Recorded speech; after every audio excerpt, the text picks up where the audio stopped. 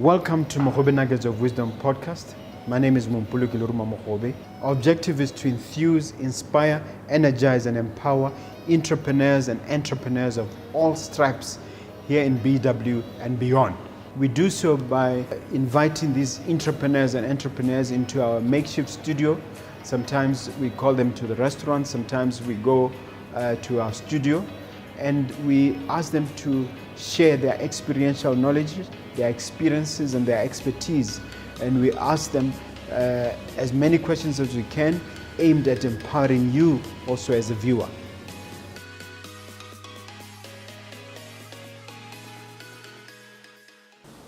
Hello dear viewer and dear listener, my name is Mompoloki Lerumo Mogobe. I welcome you once again to another mind-blowing and exciting episode of Mogobe Nuggets of Wisdom podcast. And we can really look forward to this one, guys. We're talking about N.G.Os. But as usual, I want my guests to introduce themselves. Miss Williams. Hello. How are you? I am wonderful. Rozetta Williams. Yes. Tell them about yourself and give them a short introduction. Oh. Face this way. Okay. All right. Yes. Center yourself here. Give me right. Okay. Yeah. All right. Perfect. Good. Well, a little bit about me. My name, as you mentioned, is Rozetta Williams, and I am a grant writer. International. What's a grant writer? Well, You just stumped me there. I did.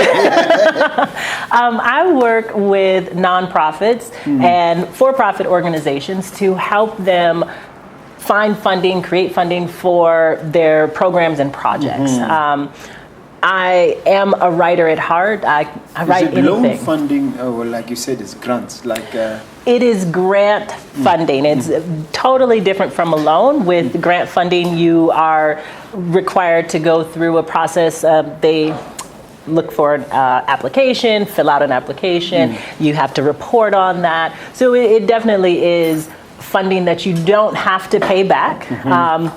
But it is a process to get. Okay. It's not easy money. And share a little bit about your background in terms of educationally and vocationally, how you wound up there. Oh, this is I never was going to be a grant writer, actually. I took my first grant writing course in college, and I remember taking this course, and I had to write a grant for a preschool, and we did it in a group. And I was working, and I hated everything about grant writing. I absolutely was never going to do this. In fact, my partner at the time, she was like, "Oh, we got to be on this project," and I said, "I don't care. I will never write another grant for the rest of my life." Then fast forward, 20-something years later, here I am, starting and having my own grant writing business. So when I called her up, years from college, I said, I started a grant writing business. And She couldn't believe it. She couldn't believe it. She was like, "I thought you said," I know what I said. But my background is actually, I'm a nerdy girl. My background is in technical and professional communication. So my first job out of college, I used to write documentation for custom built machinery. Robots with 11 arms and moving parts and heat welds. All the things. I loved everything about that type of writing. It's so clear cut, black and white. There's no room for mistakes. That's where I thought I would be. But you gravitated towards writing for a reason. Was it part of a main elective or course you're doing? How did that happen? Actually, my first college English class, I was still in high school. It was a literature class, and my teacher told me that I should never write again. He said, "You are such a horrible writer. You should never write again." I said, "Okay." That is so discouraging. It was discouraging, but what I did once I got into college, I started at the basics. I said, I'm going to go I dove in at the most basic college English, even below English 101, and I started there and worked my way through all of those English classes until I ended up here. And just for the benefit of the audience, maybe you can say which state in America you're from and how you wound up here. Okay, well, originally I'm from Michigan. but I have lived in Hawaii now for the past 9 years. It's exotic location. Exotic location. I absolutely love being warm, so Hawaii was the best place for me. Is it as exotic as they tell us? It is. It is. Beautiful beaches. Island life.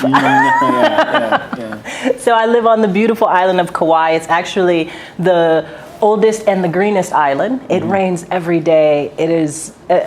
It's like a sprinkle. I feel like God is just sprinkling down on us every day. So maybe that explains why you're feeling hot and some of us are freezing. Well, no, trust me. I've been cold since I've been here. I had to buy winter clothes. I haven't had winter clothes in quite a few years. And then coming to Botswana?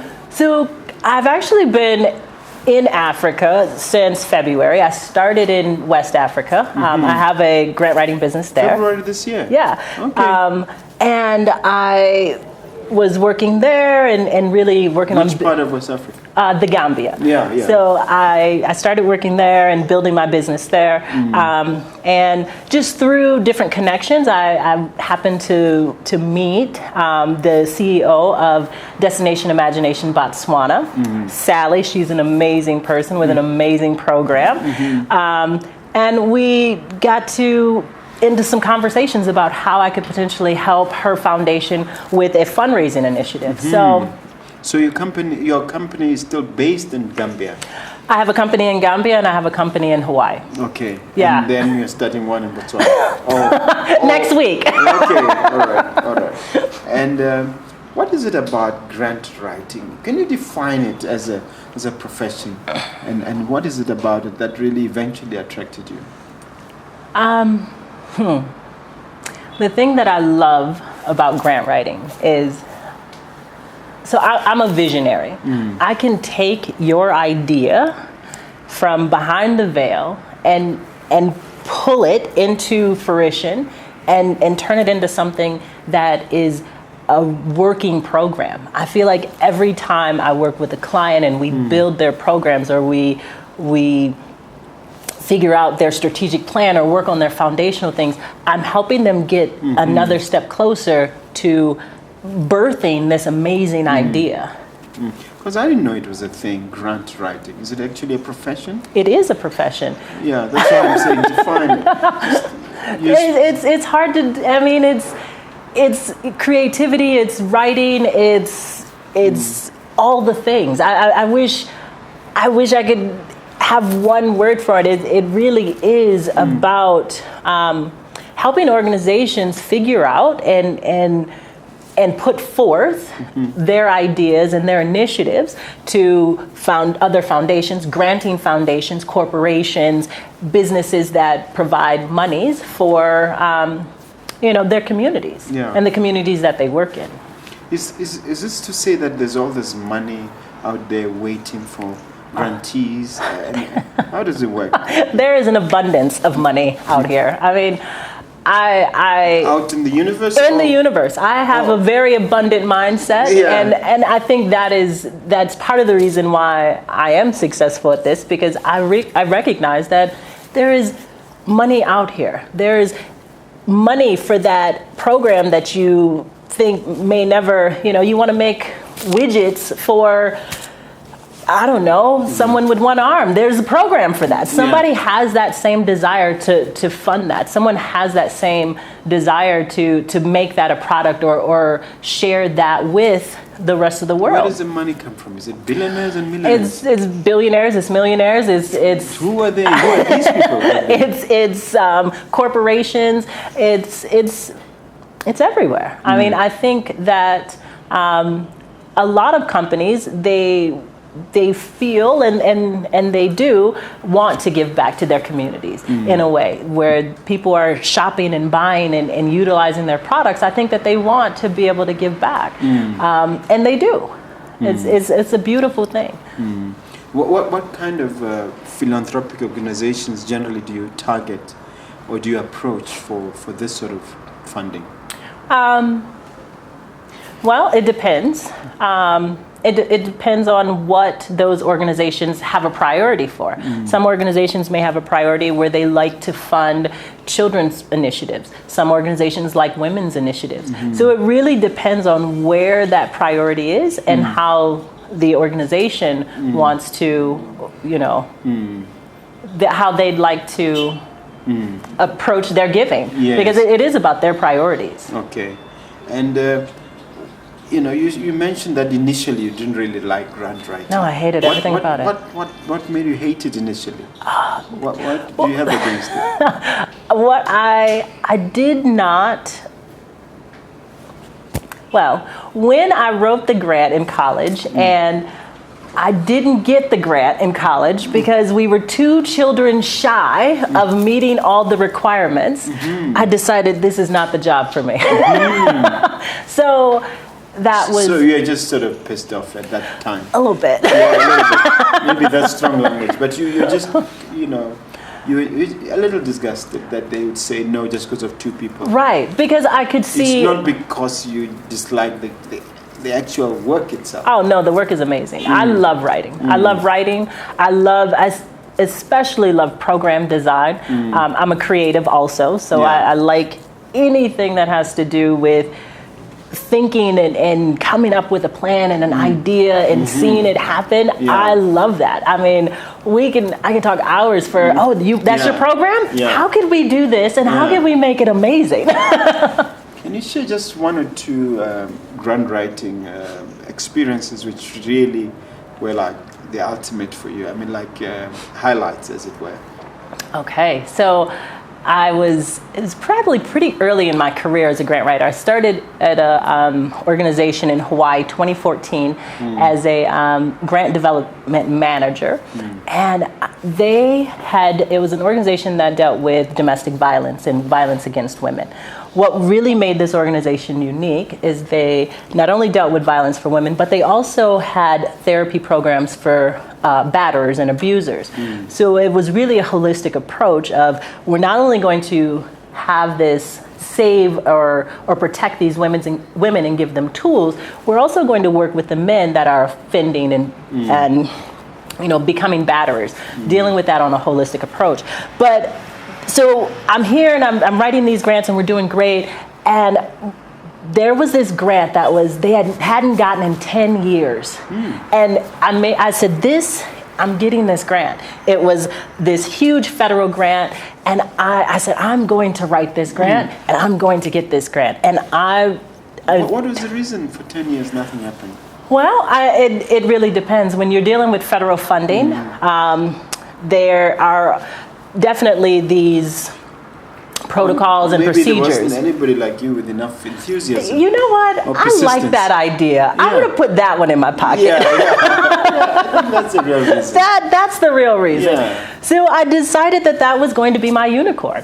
And I spent probably 3 weeks, a month, just crafting that grant and writing it and ensuring that I had all my monitoring evaluations. I had everything was aligning and perfect. And I was so excited when I turned it in, to the point where our clinical director at the time, she called me aside. She says, after I turned it in, she says, Rozetta, I know you're a great grant writer. You're amazing. I was like, oh, thank you. She goes, but I also know that you get a little hard on yourself when you don't get the grant. She's like, we haven't had this grant in 10 years. If we don't get it this time, don't worry about it. It'll be fine. And I said, I can't even imagine that not happening. I know what I put in that grant. How does the system actually work? It's submitted to a committee and it's adjudicated upon by a bunch of professionals. How does it, once you've tendered in, what's the next stage? What actually happens? Well, it depends on the type of grant that you're going after. Let's take an example. For like this federal grant, so I submitted it through an online process, and there are multiple reviewers that will look at if the initial process is, did you follow the directions? I mean, that's number one. It's like a tender. Exactly. Did you check all the boxes? Do you have everything in order? Okay, yes, you've done that. Now we can move to the next step. Once you get to the next step, that's when you get to your reviewers that and the reviewers can be from anywhere. We have no clue who those reviewers are.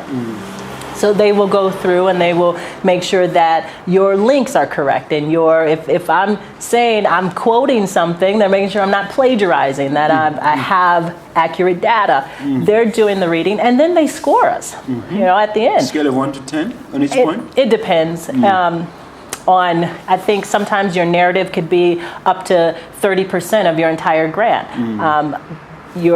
Sometimes they tell us you have 30 pages that you can write this grant in 30 pages. Sometimes they tell us you only have 5 pages for your narrative and 3 pages for your monitor and evaluation. It's a kind of a pitch. It is, but on a large scale. On a large scale. Do you actually paint a picture of the project? Do you actually have to sell the outcome to the funders, as it were? So I call them funders, but they're grantors. They're funders, grantors, same. Yeah. You do have to paint a picture, but you have to. There's a balancing act of that picture, right? I personally am not a very fluffy writer because I come from a background that is very black and white. So I have to give all the facts first, and then go back and say, oh, maybe I need to put a hug there. I need to say something kind, a little fluffy, before I can move to the next level. Because you need to be able to give the facts, but also, yes, you're right, paint that picture of why this is necessary without coming off like your poor mouth, like a self-righteous, or that you don't have anything, and that if they don't come through, you'll never be able to complete your project. Because the reality is, there's opportunities everywhere. And I've seen some of these grants combining elements of grants and loan in one. Have you come across that? I have not. Both aspects of part grant, part loan. And initially I said no, but now that I think about it, I have written I used to work for a private school and write grants for a private school. And one of the initiatives that I wrote, it was a part grant, part loan type of program for a capital campaign. So that's possible, but I've only had one opportunity to work in that area. Yeah. You've been in Africa for how long now? Since February. You mean in the Gambia? You came in February. I came to the Gambia in February, and then so I'm just kind of hanging out. So what are your initial impressions about the continent? It's February. That would make it 4 months. Yeah. I know Putin attacked Ukraine in February, so it's very recent. So I lived in the Gambia when I was 14. I lived with a beautiful family there, and I think that's when I fell in love with Africa and the Gambia. That's why when I came back, I hadn't been back to Africa in 27 years. I came back last year. And when I was in the Gambia last year, I decided I'm going to expand, and I'm going to start an organization there. When I came back this year in February, like I said, just been boots on the ground, figuring out what is the lay of the land. Yes. I think that's one of the biggest things that I'm learning that I need to understand. Because every country is different. Every place has a different need. How they fund, where they fund, what they fund. Which is going to be my next question, to say what you think are the needs of Gambia now? What are the needs of Botswana that you've identified? Well, I think that the Gambia is in a beautiful space of working through infrastructure things, just basic roads, lights, things of that nature. And I think that's a beautiful space because they have so many opportunities. There's money out there that can help them do that. Are they behind us a little bit in terms of development? Yeah, it is. It's very much so a developing country, very much so. What I realized and noticed while I was in the Gambia, and I was very excited to see, even though they are this developing country, they have a huge push for technology, agriculture. I've seen organizations that are focused on those things and that was great to see. I love everything about agriculture. I want to be a farmer, so that's the ultimate end goal. Yeah. And is it this fund writing business? I mean, grant writing, is it a lucrative vocation? Is it something you can make serious money from? Yes, you can. Tell me why you say that. I believe, first of all, I'm even here. I live in one of the most expensive states in Hawaii. One of the most expensive states in the United States. I'm a single parent. I have a daughter. She's here with me. I'm able to move and travel and explore different areas. So yeah, I would definitely say it's lucrative. I think that you have to, with grant writing, you have to be able to put a value on yourself and understand and know that the knowledge you have it's valuable. It's worth paying for, and not being afraid to ask for what you're worth and what your knowledge is worth. One of the things I'd like to do, my intentions, is to be able to teach grant writing, because I think that it's an art. It is. It definitely is. Oh, it's a bit of a science as well. A little bit of both. I think it's a little bit of both. Because you have to be able to paint that beautiful picture. You have to be creative enough to paint the picture and tell your story. But then you also have to understand that funder or that reviewer probably has 100 other grants to review, and they don't really want to read that beautiful story about Johnny and that walk to the river. They don't care about that, you know. So they do. But they want you to say it very effectively and efficiently. To catch their attention fast. Exactly. And some of these people you do approach don't want to be recognized for some of the grants, right? Right, they don't. How difficult is it working with people who don't want to be acknowledged? I don't find it difficult at all. That works either way. Because if you'd like to be the grantee wants to know where the money comes from, doesn't he? Well, the grantee will know, because we are, when we work with an organization, I'm saying, okay, we are going to this organization, we're going to apply, we're going to ask them for money, and then, so they'll know. But if the organization doesn't want to be recognized in public, that's fine too. Oh, okay. Yeah. So they can just be recognized privately. Exactly. Okay. So I still want to get back to the question of the needs that you've identified. What are they for Botswana? So in Botswana, I think education and what brought me here was working with Sally and this idea of STEM education. I love STEM education or STREAM with the inclusion of robotics. Africa has of course, being abundant with all of the resources and all the things. They also are abundant in human resources. Being the youngest, they have the youngest people on the planet. So being able to shift a generation and give them this idea of, wow, we can go into robotics, so we can build our own things, we can be our own people. Yeah, well, wherever, whatever. So Wakanda, we can do it.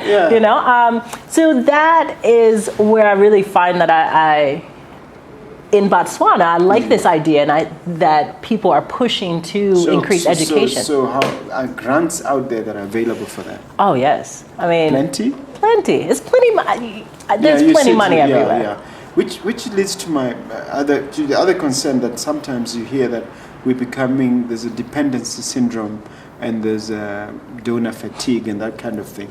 Yes. So address these two. Is this thing leading to a dependency syndrome? That's a very great question, actually. And that's one of the things that I specialize in, because I don't want any organization that I work with to be fully dependent on grants. Every organization should have, first of all, the mindset of, I'm an N.G.O. and I'm not supposed to make a lot of money. That's kind of a thing. And I like to tell people, no, you're an N.G.O. that are providing a service, but you should be making money. Lots of it. And lots of it. You should be making lots of money. So one of the things that when I work with clients and their organizations, we talk about their foundational things. What type of streams of income do you have? You know, are you selling t-shirts? Are you doing this? What kind of fee for services do you have? I really want organizations, nonprofits and NGOs to understand that they should be making a profit, but maybe not necessarily off of all their programs. If you have a youth program, you can charge a fee for service, and then you can apply for grants to, I don't know, supplement, provide scholarships, to do other things to enhance your program. Not necessarily your core business. Exactly. You know, so donor fatigue is absolutely real because, you know, year after year, you have organizations sometimes that are coming back, okay, I need you to pay for this now, I need you to pay for that, I need you to pay for this, where they're asking year after year, but they're not creating an impact. They're not taking it to the next level. And sometimes it just takes a moment to sit down and say, okay, what does the next level look like? I've had the opportunity to serve as an executive director, so I understand this idea of they're busy. You didn't tell me about that. I know, I'm sorry. Okay, we'll get to that. Yes, we will. But you're busy as an executive director. I mean, when I was focused on how many volunteers do I have? Am I fiscal? You know, what does my budget look like? Do I have money in the bank? There were things to think about. Yes. And so sometimes writing a grant or doing those things weren't as important to me. But or they kind of were pushed to the back. So I understand that. So it was easy for me to just go back. What did I write last year? What happened last? Let me just turn that in. Change the date. Exactly. You know. Change a few paragraphs. But I realized that doesn't work. That's not how you shift and really truly create change in your community. You know, it's about innovation. It's about creating an impact. And how are you doing that? So how do you overcome donor fatigue, if at all? I think that you create a pool of donors that you can tap into, but also know that you're not going to, you don't abuse those donors. And so donor fatigue being on the other side of it, no one wants to always have that person with the hand out. Like, I need another $20. So, because the original idea was just to help people cross a few bridges, as it were, and then become independent. But is that really happening, or you find that a lot of recipients become dependent? I think that when people start a nonprofit, they start it at their kitchen table, and they are doing this because they love it. So I think sometimes they don't really know where to go, how to step out, how those steps that they need to build that foundation. And once they have that, I think they are able to recognize and realize that they don't have to be donor supported. They don't have to be so supported by grants and foundations. I do believe 100% that if there is a nonprofit in your community that is doing something that is amazing and wonderful, it is our responsibility as being in the community to, if I got $2 to put it in the jug, in the bucket, I believe that is our responsibility. Okay. You mentioned your stint as an executive. Maybe you can share some of that. How did you end up being appointed an executive where, etc.? Well, I was executive director for an organization in Kauai that dealt with sudden and traumatic death. When I initially went to the interview, I told the founder that I absolutely did not want that job, that I was never going to work for another person. And she said, okay. But I said, I will write a grant for you and I will get that grant for you. So I write the grant, we get the grant, and then a month later I call her and I say, I got some ideas about what we could do with this organization. And I became the executive director. So it was... That's good. It was an amazing experience. It really helped me as a grant professional be able to sit across from another executive director and say, okay, 100% understand what you are dealing with and, you know, the obstacles that you find throughout your day. I get that. Okay. Let's talk about D.I Africa Botswana. Yay! Tell me about that. So it is a wonderful organization. They are currently working in different schools throughout Gaborone. Thank you. Yeah. Where they are teaching secondary students about robotics and using different tools. They are part of a much larger organization, but I love everything about D.I Botswana. They are doing amazing things and teaching how to become, it's more than just robotics and STEM. It's really this idea that how to think outside the box, creativity, problem solving. How do 5 young people come together and create a thing, a gizmo, an animation, and not have a fight? Well, trust me, they do. And then the idea, through it. Exactly. How do you work through that? How do you move to the next level and be able to communicate? So there's so many things that these students are learning and walking away with, building their confidence. So to be a part of that and to help this organization really have a foundation for their fundraising and their fundraising and eventually I think grant writing goals it feels like an honor. Wow, great.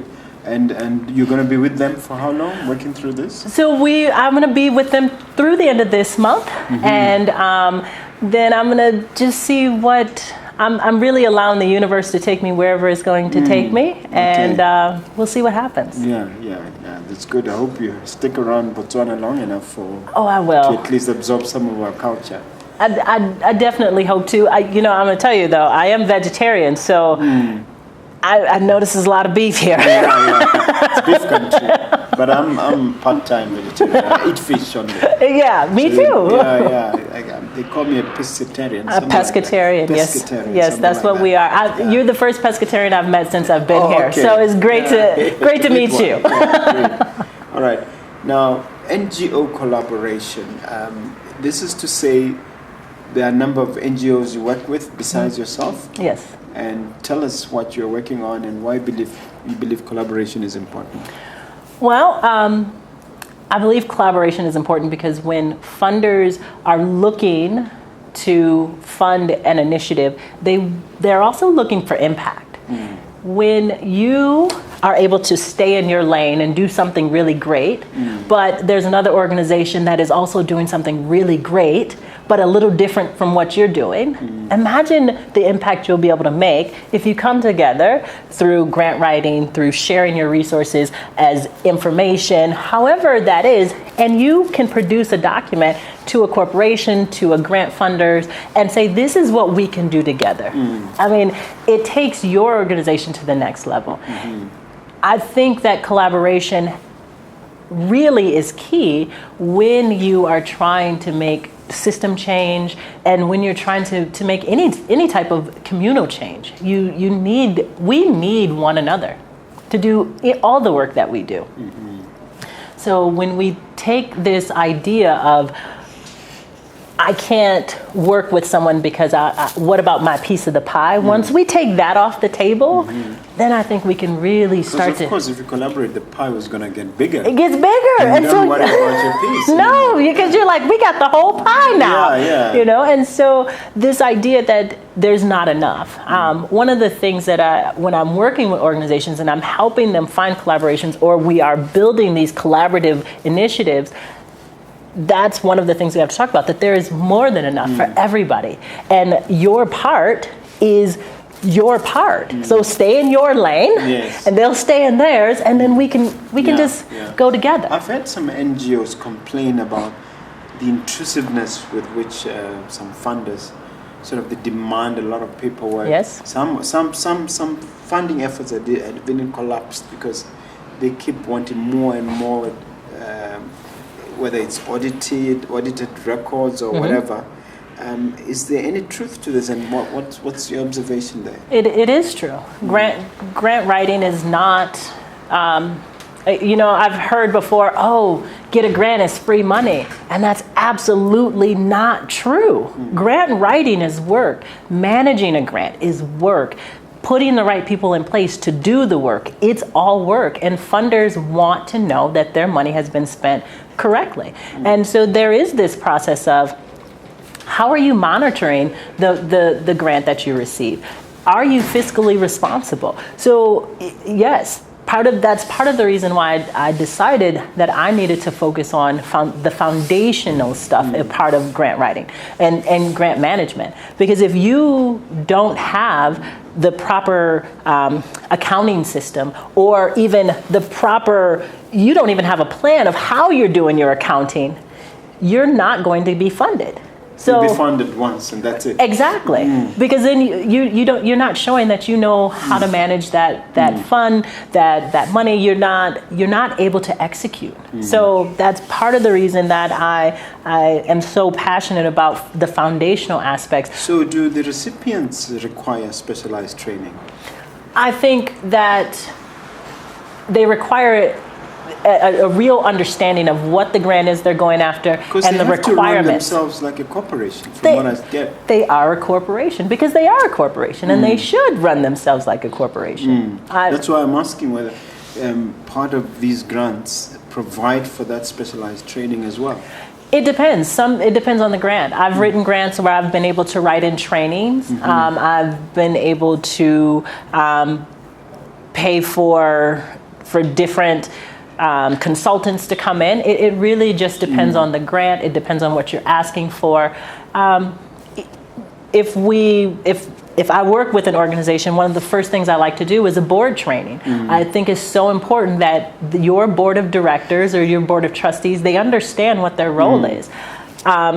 And why are they actually sitting on your board? Yes, what's their role? What is their role? What are they there to do? And so really having that understanding is important. So then they can step up and do their job and allow the executive director to do their job. Is it too early to ask about any feathers in your cap in terms of spectacular successes in Africa? I think it's a little too early. But we're getting there. We're getting there. We're getting there. Okay, how soon should I ask this question? Where does it look like you'll have a big one in Africa? I don't know. I've written an amazing grant for an organization in Tanzania. It was a water, hygiene, and sanitation grant, and I think that might be the big one. Let's keep our fingers crossed. Yes. Or rather, we'll be on our knees about that. Either way, however you want to make it happen. As we get it. Okay, so it does take time for these things to mature. Oh yes. It can take a year for one grant to? 3 to 6 months from so. Typically, you write the grant. It could take up to a month to write the grant, depending on the program and the requirements. And then 6 months, 3 to 6 months for you to find out about the grant. And that just depends if that's the type of grant, if it's a local grant or a federal grant. It really depends. I like people to understand that grant writing doesn't just happen overnight. I mean, it sounds like it's just, oh, this is great. I get in there, I write the grant, and we get the money. No, it takes time. It takes time to really make sure you have to build trust as well. You have to build. That is majority of what grant writing is about. Every organization, I do a thing with donor cultivation, and that is really introducing my clients to these donors, showing the donors who they are. Them. Well, do we really want to say that? We don't want to say that. Yes. We have to introduce ourselves. We have to let people know who we are, the good works that we're doing in the community, and why. Give them a reason to why they want to fund us. Why do you want to fund? Well, but is it me or just these grants are gravitating towards the West, more particularly the US and a little bit in the UK? What about the rest of the world, the Middle East? What about Asia?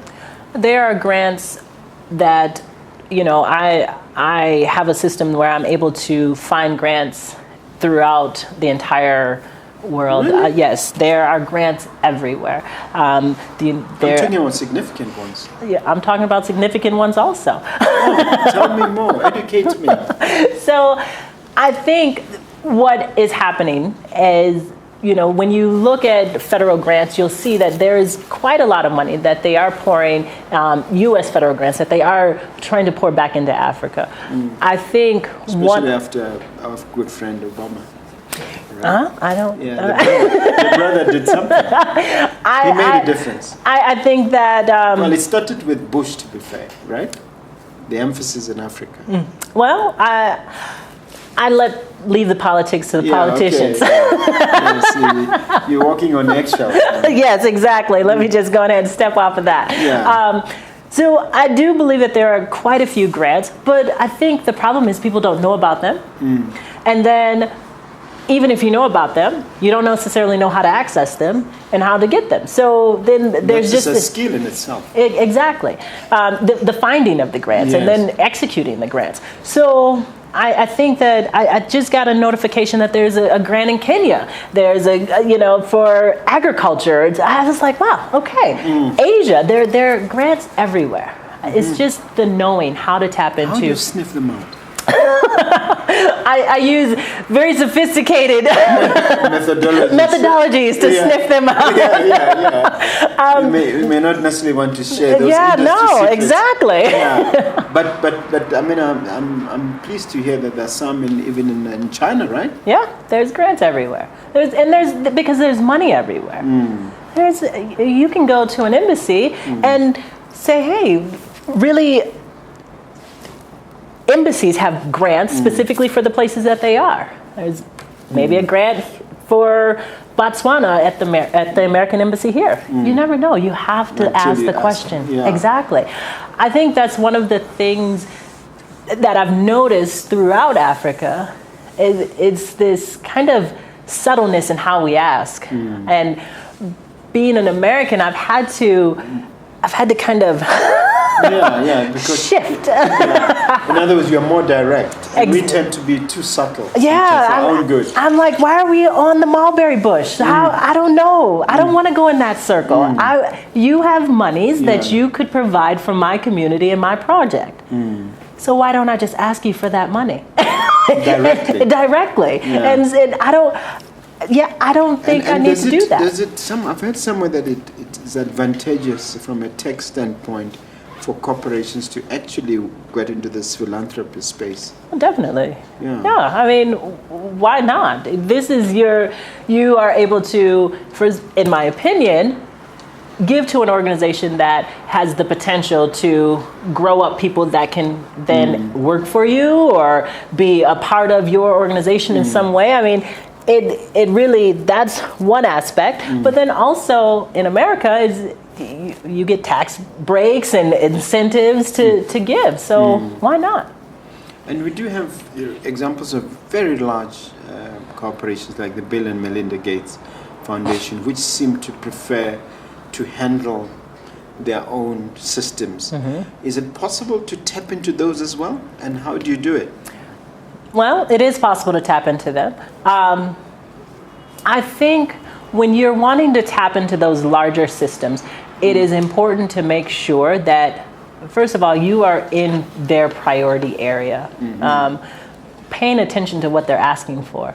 Yes, there's plenty of money and they have all of these amazing opportunities, but not every organization is going to fall in alignment. I mean, because a lot of grants and this funding out there, it is dependent on your falling in alignment with what they do. Okay, so you really have to do a fair amount of study. So speaking of priorities in Africa, what did you say are the priority areas? I know that the girl child is often prioritized, sometimes to the exclusion of the boy child, which is a bit unfortunate. And then I do know in the, against the background of the Me Too movement, gender issues, and the alphabet group. I don't know, the alphabet. I definitely, I don't call them the alphabet group, but I know the group that you're speaking of. It's very, And so am I right in saying those are priorities, or can you mention others? I think education is priority. In general. Cohesion. I think that there is this push to unite Africa as a continent. You mean it's in their interest, the donors, for us to be united? I believe so, but that's just little old me. Okay. I think that there's also the issue of, as I mentioned before, sanitation, the wash, water, hygiene, sanitation. And I think that's one of the, for me personally, that's one of my biggest initiatives that I want to push for. And thinking of, you mentioned gender issues and this idea of the organization that I worked with in Tanzania, one of their big priorities was WASH because they dealt with menstrual management hygiene. So what does that look like in other countries, and how can we kind of break this stigma of menses and menstruation, and how we can help that? If we can kind of shift the view on that, then we also can shift how female children are being educated and how they are proceeding through life and through schools and.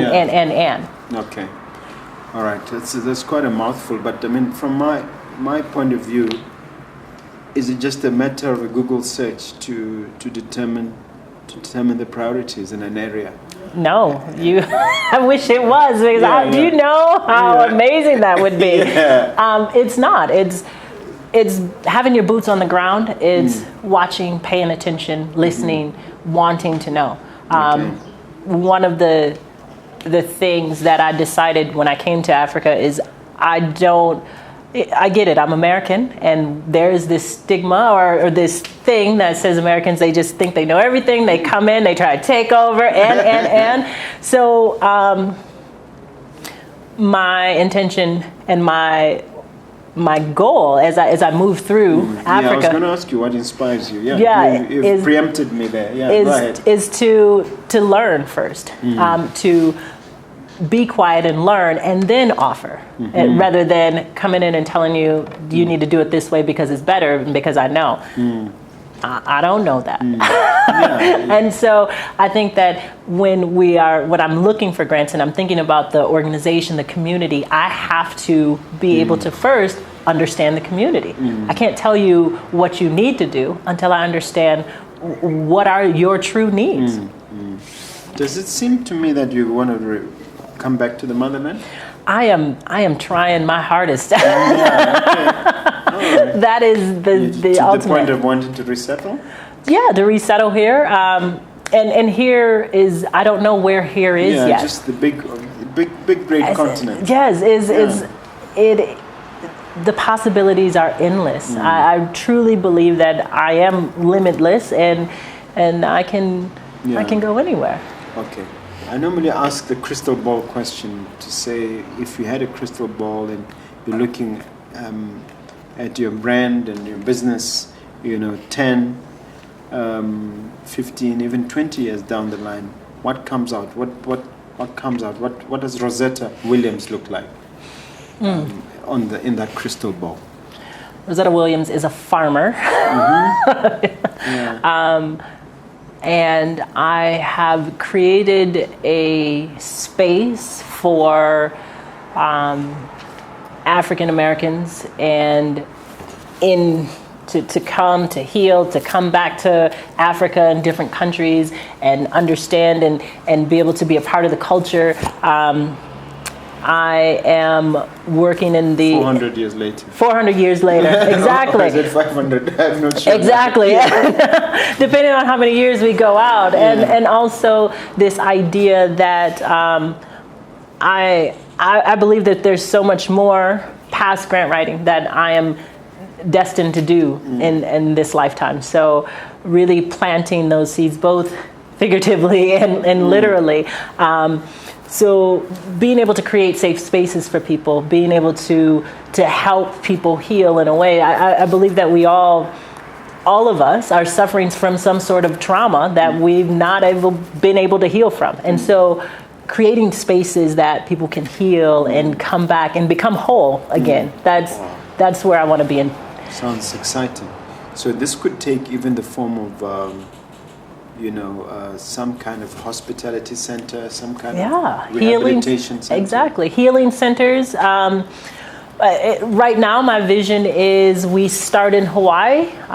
My plan is to buy some land and a farm and start my actual farm and invite. COVID has taught us how badly we need that. Yeah, and I love gardening. I just figured that out. So, being able to invite people to come, African Americans to come and start that healing process, and then be able to branch out into the different areas in Africa according to, we'll do maybe DNA testing. We'll do something to help people figure out where they fit. I mean, because I think the number one thing that has truly affected me in being in Africa is that I can look around and see people that look like me. I mean, I know that sounds so just silly. That says a lot to you. It says a lot to me. When I went back to Hawaii after my visit last year, I was so depressed and I was sad and I couldn't figure out why. And I'm walking, I'm on the bike path, I'm taking a walk, and I look and I see these people walking, and it dawned on me, I'm sad because no one looks like me. No, so there's this idea for me that that's part of the healing that we need to do. Being able to see people that look like us and that are doing the story, the narrative that has been created about what happens in Africa, shifting that and saying, you look like me and you are awesome, successful, beautiful. I enjoy being in your presence because I truly enjoy being in the presence of people that look like me. That's so uplifting. Just listening to you, that's just mind blowing.